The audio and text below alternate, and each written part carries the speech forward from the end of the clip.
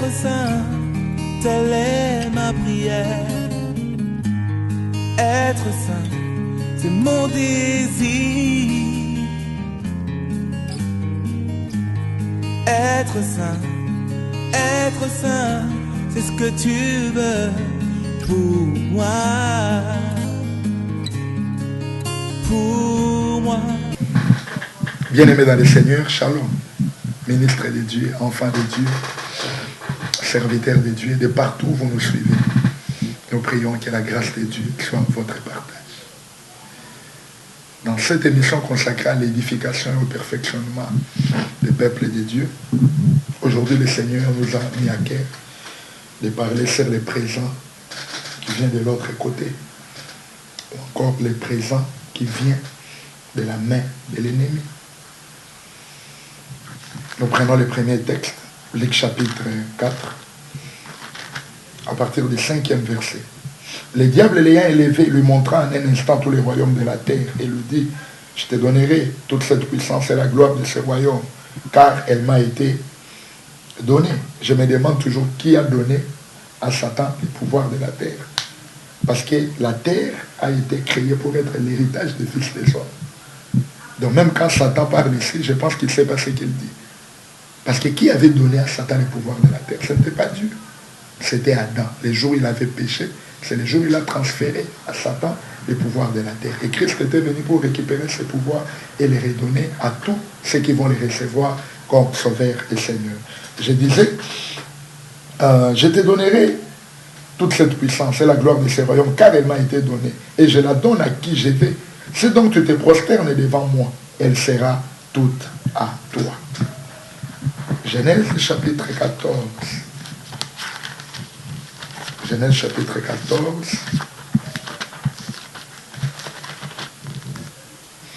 Le verset 21 jusqu'au verset 23. Le roi de Sodome dit à Abraham, donne-moi les personnes et prends pour toi les richesses. Abraham répondit au roi de Sodome, je lève la main vers l'Éternel et Dieu très haut, maître du ciel et de la terre. Je ne prendrai rien de tout ce qui est à toi, pas même un fil, ni un cordon de soulier, afin que tu ne dises, j'ai enrichi Abraham. Rien pour moi. Rien pour moi. Gloire soit rendue à Dieu. Gloire soit rendue au roi. Je te donnerai toute cette puissance. Quelle arrogance. Je te donnerai toute cette gloire, la gloire de tous ces royaumes. Car elle m'a été donnée. Je la donne à qui je veux. Mais la condition, prosterne-toi devant moi. Et le Seigneur a répondu, tu te prosterneras seulement devant l'Éternel, ton Dieu. Devant l'Éternel, ton Dieu. Satan est en train de proposer à notre Seigneur des grandes richesses. La gloire de tous les royaumes. Quel privilège. Mais le Seigneur a refusé. A refusé. Il n'avait pas besoin de cette gloire, il n'avait pas besoin de ces richesses. D'ailleurs, il était le maître de toutes ces choses. Il a refusé. Aujourd'hui, je parle sur le présent qui vient de l'autre côté. Le présent qui vient de la main de l'ennemi. Quand le présent vient de la main de ton ennemi, attention, ça peut être un piège. Quand le présent vient de la main de ton ennemi, attention, ça peut être mortel. Quand le présent vient de la main de ton ennemi, attention, ça peut être déroutant.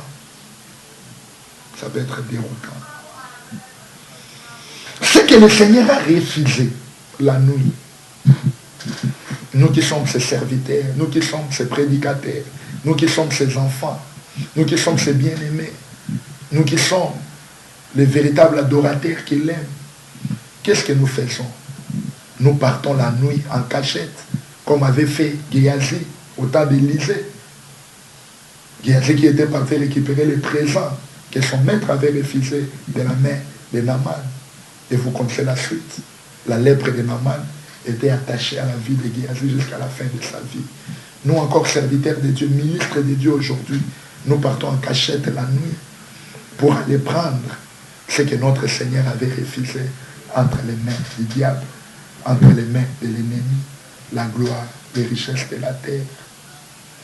Nous partons la nuit pour aller chercher ça. Et finalement, nous faisons des contrats avec notre ennemi. Finalement, nous faisons l'alliance avec lui. finalement, il nous oblige à nous prosterner et à l'adorer.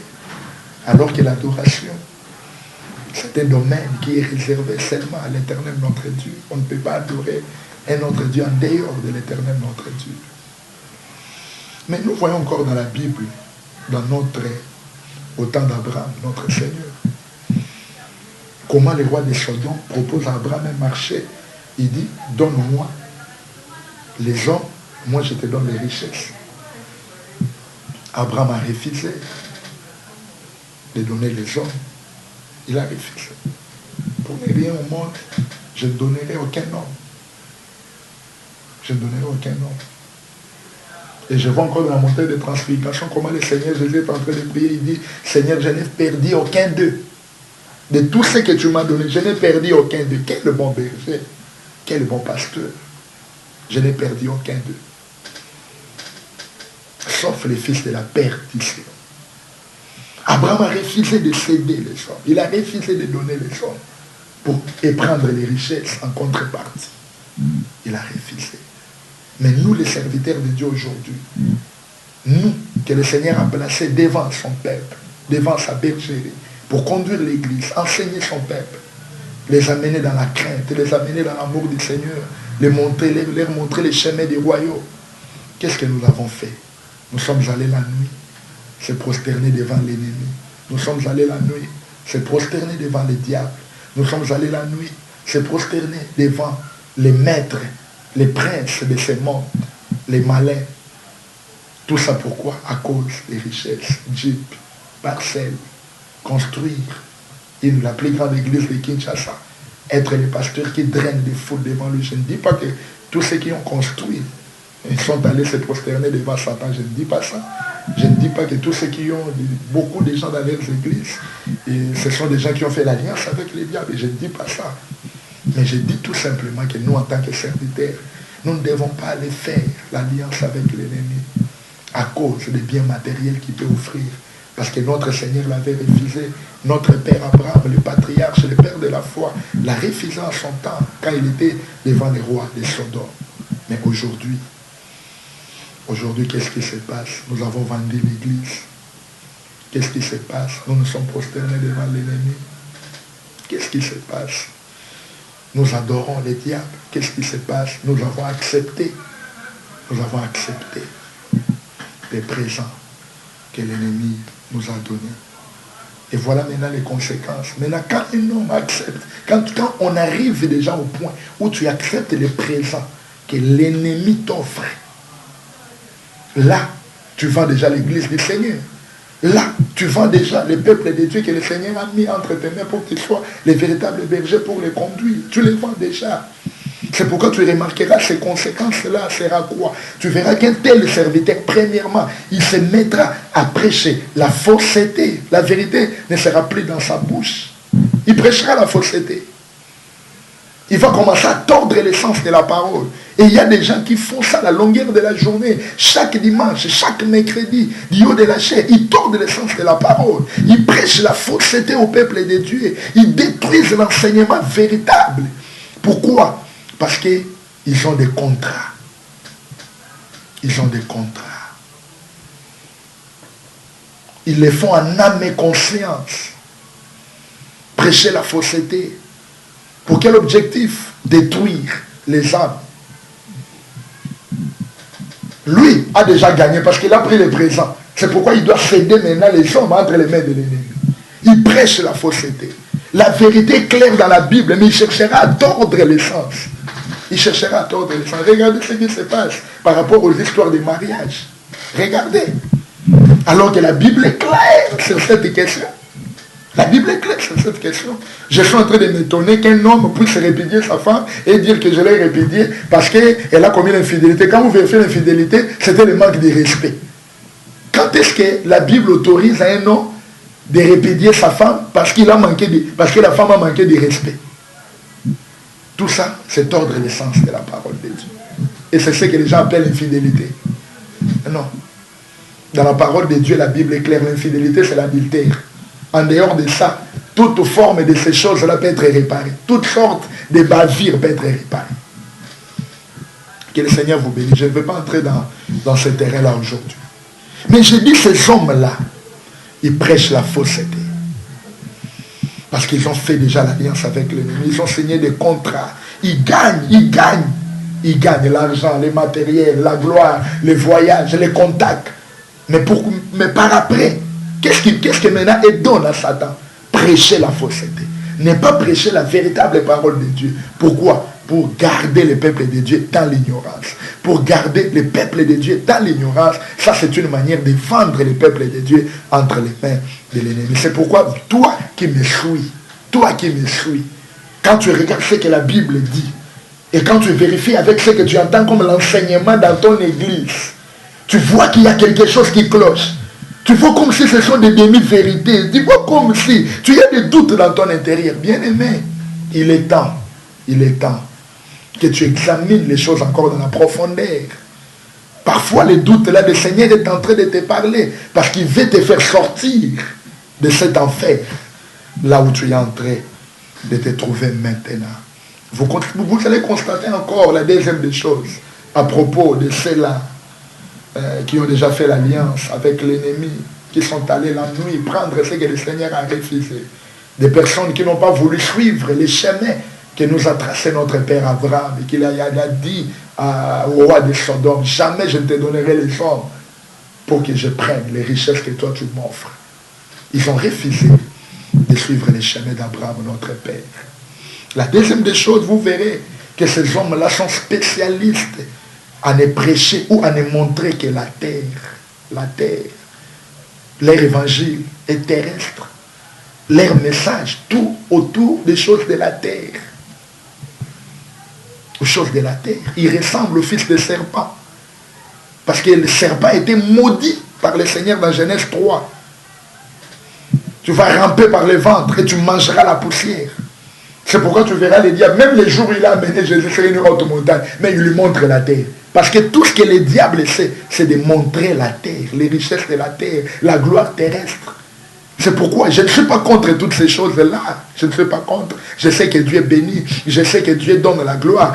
Je sais que Dieu donne le matériel. Je sais que Dieu donne la richesse. Je sais que Dieu peut t'ouvrir dans le monde entier. Je le sais.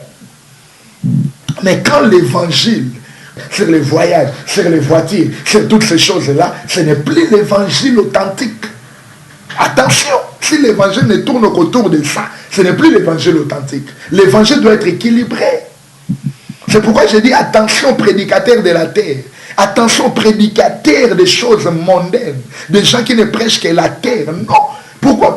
Si vous lisez dans le livre d'Éphésiens chapitre 4, la Bible dit, étant monté, il a amené des captifs. Le Seigneur a d'abord amené des ministres comme des captifs au ciel. Donc ce sont des gens qui connaissent le ciel. Ce sont des espions. Ils connaissent le ciel. Dieu maintenant les envoie sur la terre afin qu'ils commencent à montrer le ciel aux gens qui n'étaient pas partis au ciel quand ils étaient amenés comme captifs. Voilà.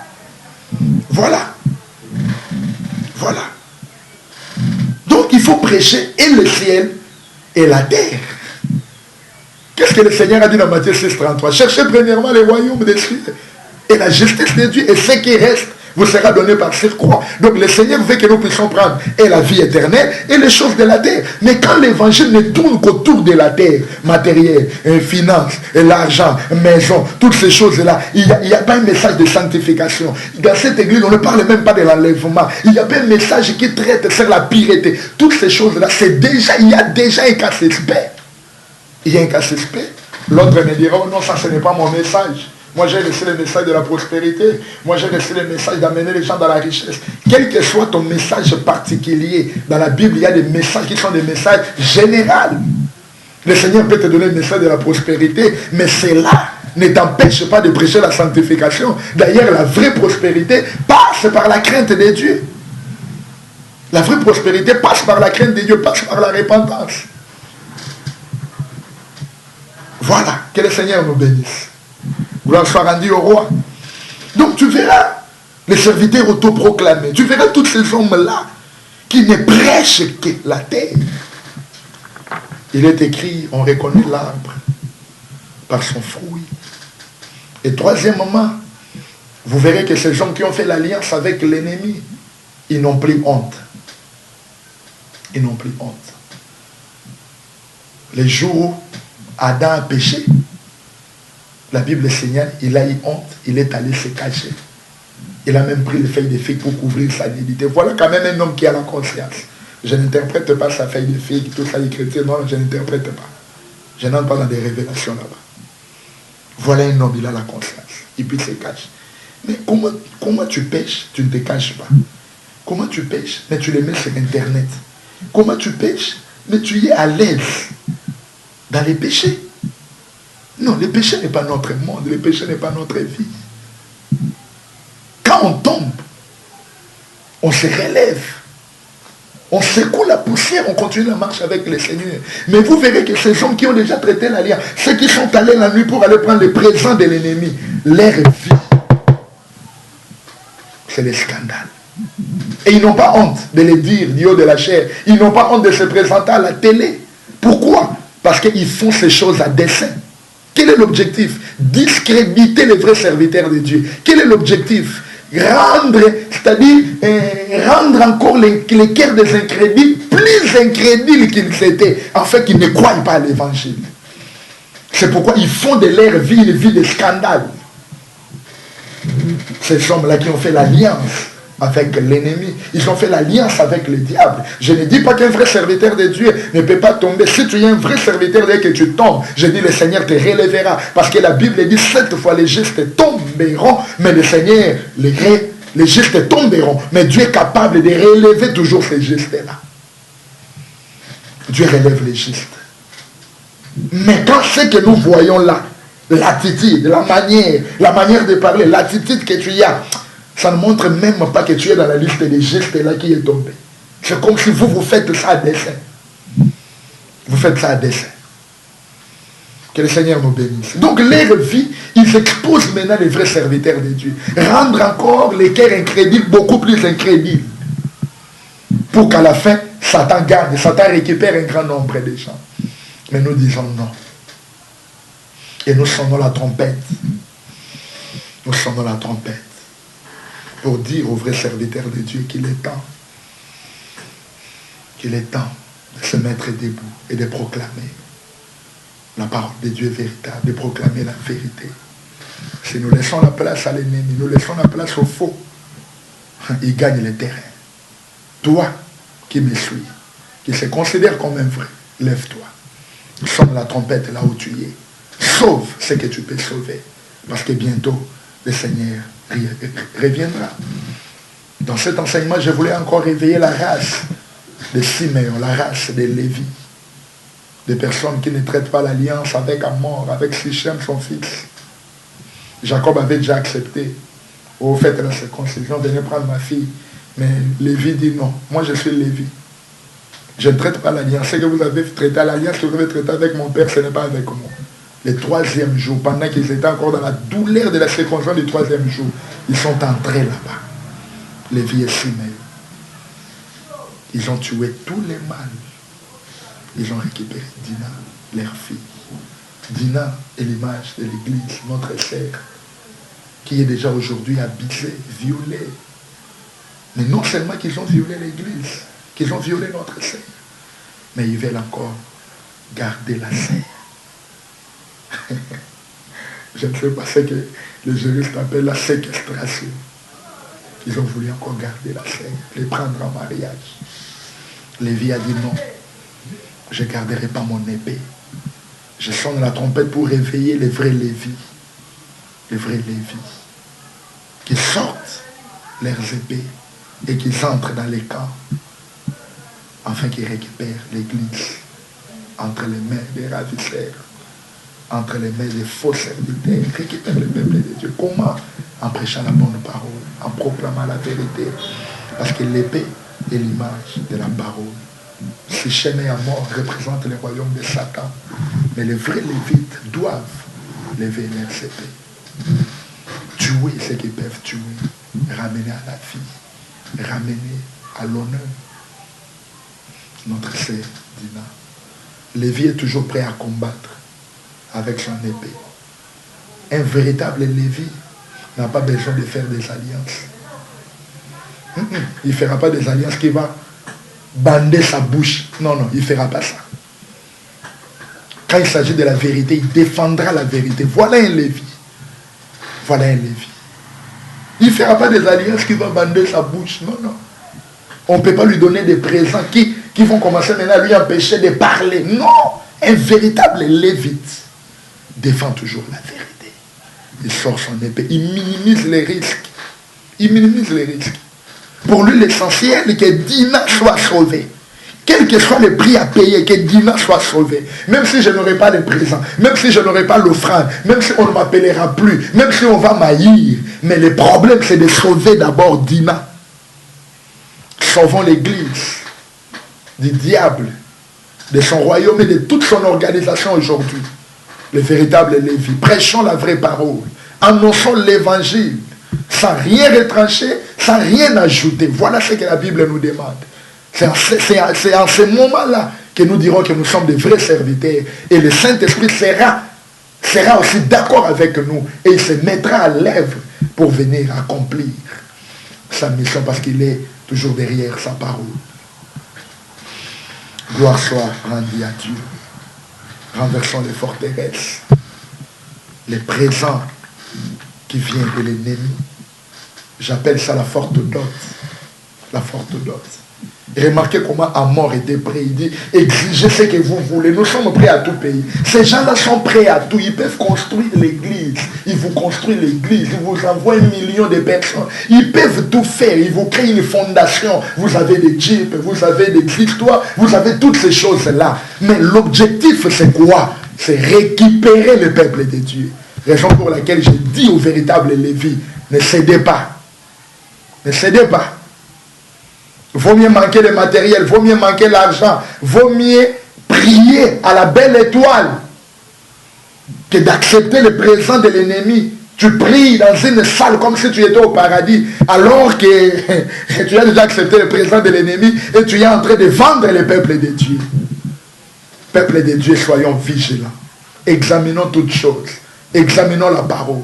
Examinons les Écritures. Faites comme les chrétiens de Béret, qui examinaient toujours les Écritures pour voir si ce qu'on leur enseignait était vrai ou faux. Voilà comment doit être notre attitude aujourd'hui. Peuple de Dieu, ne soyons pas des fanatiques. Peuple de Dieu, ne soyons pas des aveugles. Vérifions toujours les Écritures. Ayons l'habitude de demander même l'aide du Saint-Esprit par rapport à ce que nous écoutons à la longueur de la journée à l'église. Sinon, ce que nous écoutons, attention, peut nous conduire en enfer. Écoutez ce que Paul a dit à Timothée. Timothée, mon fils, veille sur toi-même et sur ton enseignement. Parce que ça te sauvera d'abord toi et ça sauvera ceux qui t'écoutent. Donc, un faux enseignement peut détruire, peut conduire quelqu'un en enfer. Ne me dis pas qu'enfant de Dieu, ce n'est pas mon problème. Celui qui prêche le faux enseignement, c'est lui. Moi, je ne viens que prier. Le Seigneur connaît mon cœur. Un faux enseignement peut te conduire en enfer. Il est écrit, la foi vient de ce qu'on entend. C'est aussi votre responsabilité de chercher le vrai pâturage. C'est votre responsabilité, mon cher, mon frère, ma soeur, toi qui me suis, ma maman, mon papa. Comment tu peux être aveugle jusqu'à ce point? Comment tu peux être naïf jusqu'à ce point? Comment tu peux rester en cet endroit avec tout ce qui se passe? Tu as des doutes, mais tu es toujours là. Tu ne peux pas demander l'aide de l'esprit. Comment nous sommes habitués à des endroits d'église, c'est comme on va appeler sa musique. Il y a eu là qui s'habille là-bas. Il y a aucun endroit pour qu'il y ait des monnaie qui ont. Maté à ma longueur, ça pour vérifier que chrétien était Bible, il y a un mot. Tu verras quelqu'un qui est chrétien, 20 ans, 30 ans, dans la vie chrétienne. Il n'a même pas une Bible. Maman, va encore sauter un ennemi. Bah, côté, il faut c'était comment?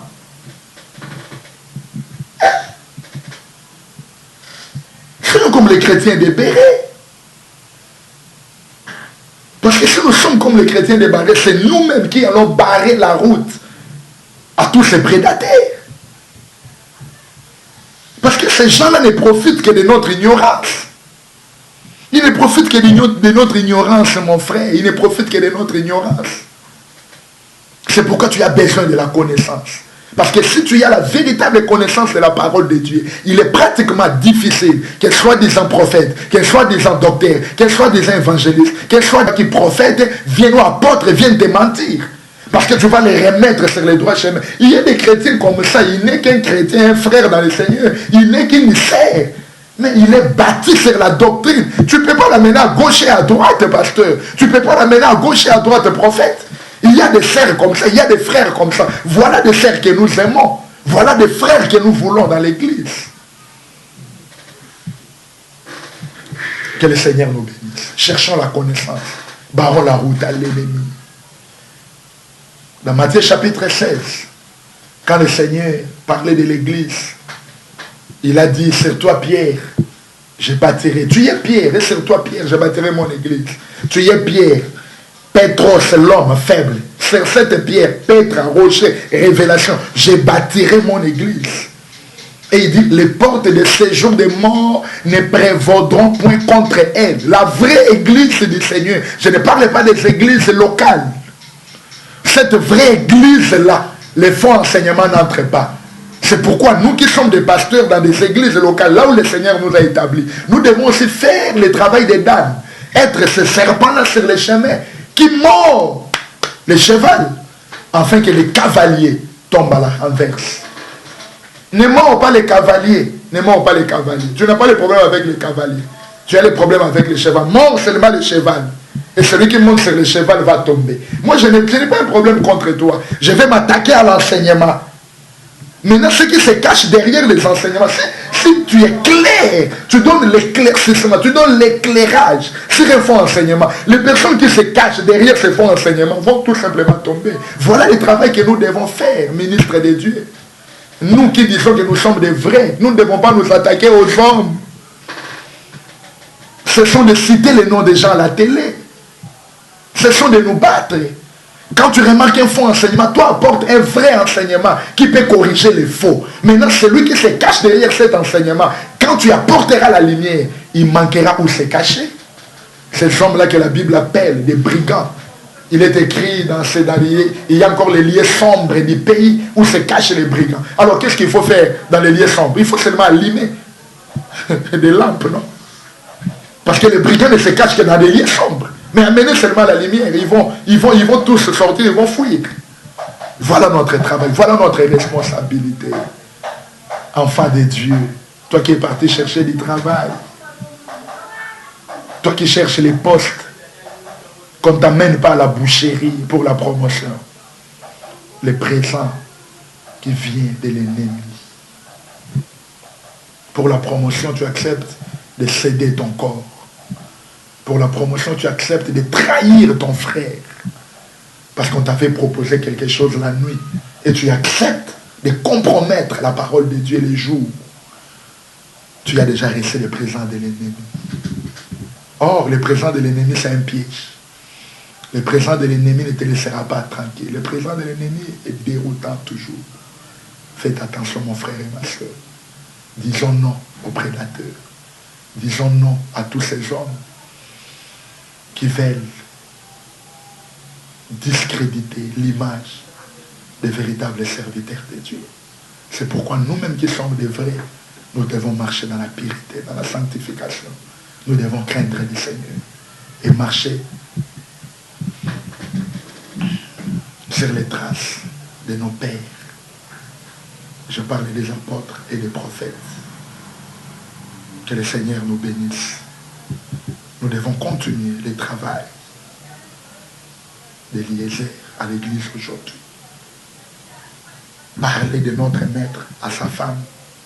Voilà ce que fait un véritable serviteur. Ne parlez pas de toi. La femme, c'est la femme de ton maître. Et au cours du voyage, tu commences à parler de toi. Non. Parle de ton maître. Eliezer n'a pas parlé de lui. Eliezer a parlé d'Isaac. C'est pourquoi, le jour où Rebecca vit Isaac, Rebecca n'était même pas perdue. Et c'est cet homme-là dont tu me parlais. Parce qu'il a directement reconnu Isaac à partir de ce qu'il écoutait auprès d'Eliezer, qui était le serviteur le plus ancien de la maison d'Abraham. Dans les voyages que nous faisons avec la femme de notre maître qui est l'Église, qu'est-ce que nous disons à cette femme? Nous parlons de Jésus ou bien nous parlons de nous-mêmes? Nous parlons de Jésus ou bien nous parlons du diable? Nous parlons de Jésus ou bien nous parlons des démons? Parlons de Jésus. Parlons de Jésus. Et le Seigneur ne manquera pas à nous bénir. Peuple de Dieu, que le Seigneur vous bénisse. Si vous l'avez aimé, c'était votre humble serviteur, le docteur Daniel Bertin Bapedi, de la mission chrétienne Règne de Dieu, l'église qui est située sur l'avenue Lokolenge, numéro 78, dans la commune d'Ingiringir. Nous sommes entre la direction Chabaye à Sosa, non loin du marché Bayaka. Nous avons culte d'adoration chaque dimanche à 7h15 et nous avons les cultes d'enseignement et de prière chaque mercredi à 17h15 et chaque vendredi aussi à 17h15. Si vous avez le temps, ou vous avez un frère que vous voulez conduire dans un bon lieu pour venir adorer, pour venir écouter le message du Seigneur, n'hésitez pas. Et au bas de l'écran, vous allez voir nos coordonnées. N'hésitez pas à appeler si vous avez besoin d'aide, vous avez besoin de la prière. Nous serons toujours là pour vous. Que le Seigneur vous bénisse et à très bientôt.